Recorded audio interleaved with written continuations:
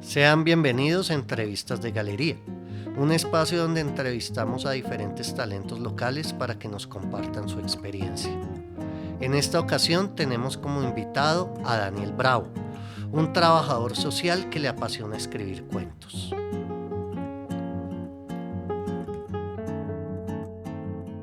Bueno, ¿será que compran mis obras? Es mi primer cuento crónica que realicé en la universidad y que trataba básicamente de una anécdota que tuvimos o que pasó en mi vida en una galería, la galería de mi profe de dibujo, en donde pasaron muchas cosas, donde yo pensé que iba a salir como el artista que vendiera más obras, que fuera muy reconocido y toda la cuestión. Y pues en un comienzo llegué súper tarde, digamos que mis compañeros ya habían puesto sus obras al tiempo de que iban llegando y pues como yo llegué de últimas pues ya no había campo para colocar ninguna mía, entonces me puse súper de mal genio. Y bueno, todo salió muy mal y como que esa frustración, de esa rabia, que obviamente pues en muy buena parte era culpa mía, salió ese cuento, no responsabilizándome por mis actos, sino echándole la culpa a los demás. Y fue una obra que me dio a conocer, por así decirlo, porque fue mi primer cuento publicado en una revista de literatura y pues mejor aún que fue en México. Entonces digamos que eso entrelaza toda la obra bajo una experiencia mía de hace ya 6 años. Yo creo que un 50-50. No casi en todos, pero sí un promedio, por así decirlo, porque siempre agarro de un poquito de mi vida con un poquito de ficción. Parte de mi vida no sale tan bien las cosas, pero en el cuento sí salen bien por la parte de ficción y porque yo quiero que el protagonista, que en este marco a veces soy yo, salga bien librado de todo.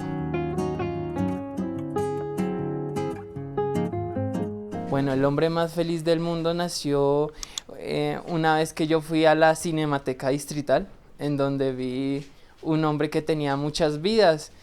Entonces me pareció muy interesante eso, llevarlo a un cuento, porque también me sentía como identificado, porque yo quería también hacer eso en esa parte de mi vida.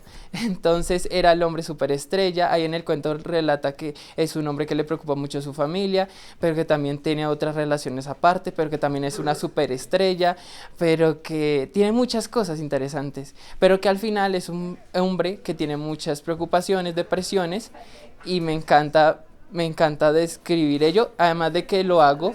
Es el primer cuento que hago en tercera persona, porque siempre había hecho era en primera. Este es en tercera y fue un cambio muy fuerte en mi forma de escribir, que cambió en ese cuento.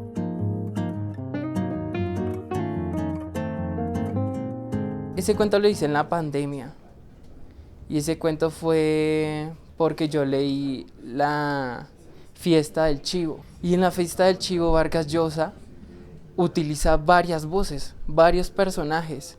Uno tiene que estar muy conectado, concentrado en la novela para saber cuándo pasa de un personaje a otro. Y lo más interesante es que esos personajes se encuentran, porque en la novela la intención es todo ese periodo hasta cuando matan al dictador.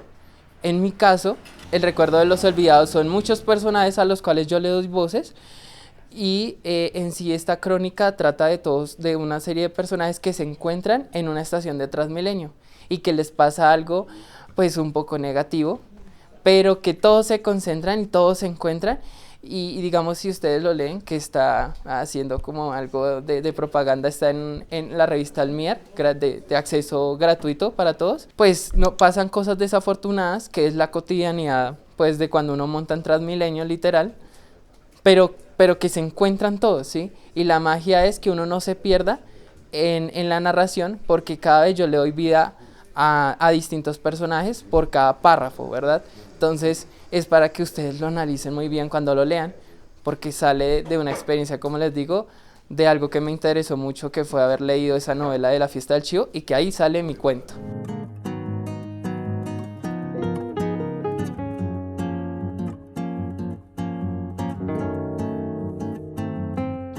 Hasta el último respiro, porque es una experiencia o es un cuento que hice donde hay en marco un 50-50, 50% realidad mía y 50% ficción, y trata sobre algo muy bonito que pasó en la universidad, porque bueno, bajo varias organizaciones y todo ello, participé en un logro que fue que no se privatizara la empresa pública de la ciudad. ¿Sí? Fue muy bonito contar esa historia a partir de lo personal, porque justo ese día pasaron muchas cosas en mi vida personal y estudiantil, o sea, se embarcaba, eso fue en noviembre del 2018, entonces tenía que lidiar con los parciales, pero también tenía una vida personal un poco enredada, entonces todo eso más lo político, se conjugó para que, digamos, hace 2 años lo escribí, entonces hace 2 años uní todo eso con la ficción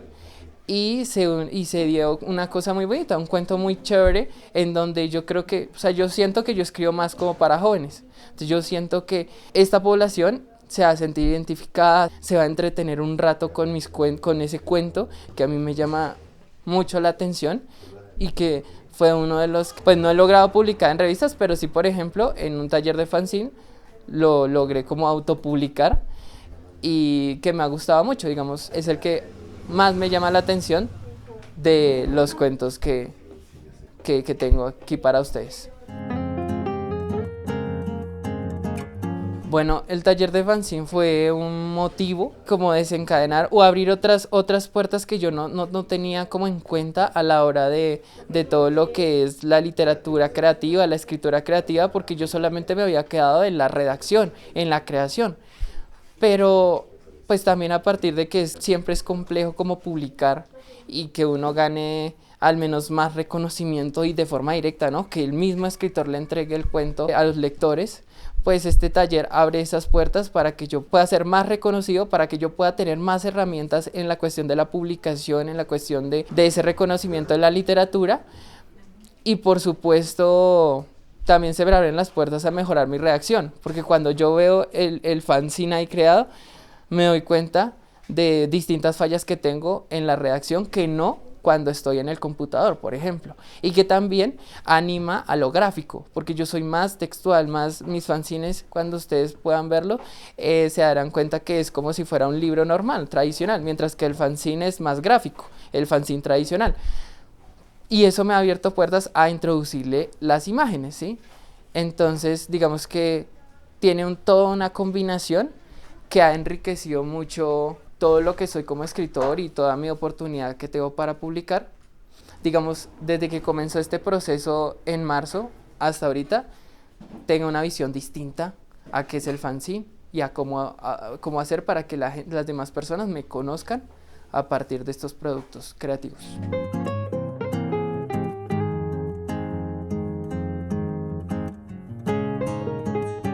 Bueno, esos 2 fanzines, el primero es una antología de 3 cuentos que se llama Entre el barro y la neblina. Y el segundo es Hasta el último respiro.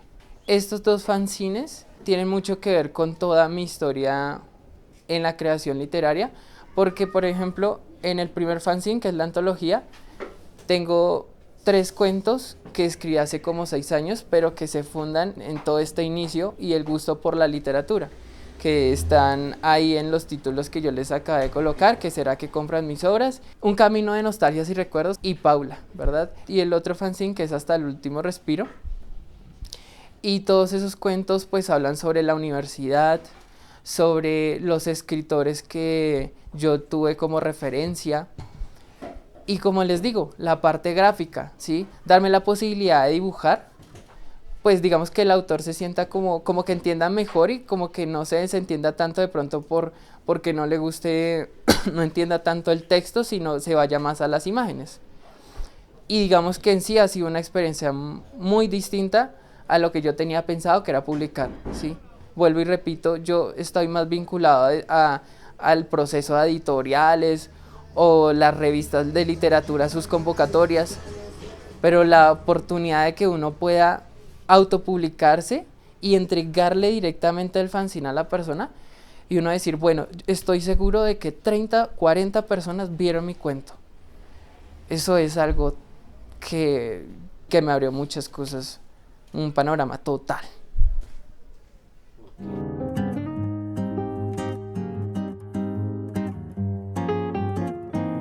Yo creo que es algo muy, muy bonito, esas esos premios o esas publicaciones. Me acuerdo mucho que yo me demoré, el primer cuento que será que compran mis obras, pues yo lo había hecho digamos en junio, julio, que fue la galería, pero, pero mejorarlo me demoró como hasta octubre. Y no sé, me senté con un profe de literatura en las noches en la universidad porque yo tenía inglés en las noches. Entonces él me decía, venga que sentémonos media hora, una hora y empecemos a corregir.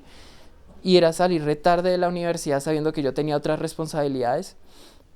Y él dijo, enviémoslo y que ese cuento ya haga parte del mundo, por así decirlo, ¿no? Entonces, cuando me llega la noticia de que sí se va a publicar, eso fue algo muy bacano porque sentí que podía servir o que tenía un talento para la literatura y que estaba siendo reconocido. Eso fue algo muy bonito que a mí nunca se me va a olvidar. Y después con las otras publicaciones en revistas literarias como en Cronopio y en la española Almiar o en las publicaciones en editoriales, también se me abrió mucho como ese amor por la literatura, ese amor y ese reconocimiento a que yo sí tenía ese talento y esa obligación de seguir escribiendo y que la gente me reconociera y que yo me sintiera bien aparte o compartiendo ello. Además porque yo escribo muy social. Tal vez también por mi relación con la carrera, escribo sobre las problemáticas que pasan en el país y entre muchas cosas así que le pasan a uno en la vida cotidiana. Y digamos que cuando llegué ya a la parte de la Feria del Libro fue algo muy bonito porque yo no me esperaba que de la noche a la mañana la alcaldía y la editorial Quillango me dieran la oportunidad de estar ahí en la feria exponiendo mi fanzine, porque todos ahí con sus libros, obvio, con su editorial y toda la cuestión, pero yo con mi fanzine autopublicado y que mucha gente me viera y que tuviera la oportunidad de firmar autógrafo y que me compraran los libros y yo podérselos entregar, eso fue algo que me enriqueció bastante, la verdad, porque nunca pensé en mi primer cuento que yo escribí en la universidad que iba a terminar de esta forma. Obviamente hay que seguir caminando y escalando y todo ello, ¿no? Apenas estos son como peldaños bonitos, pero lo que uno logra así son experiencias inolvidables que quedan en la memoria, al menos yo como escritor. Estos cuentos de Daniel Bravo son un reflejo de la vida, la necesidad y el talento de la producción artística local. Aún tenemos muchas cosas por decir, por escribir, por dibujar. Entrevistas de Galería es un espacio para difundir el talento y las historias que suceden en la Galería Café 6 a 6. Nos vemos en un próximo capítulo.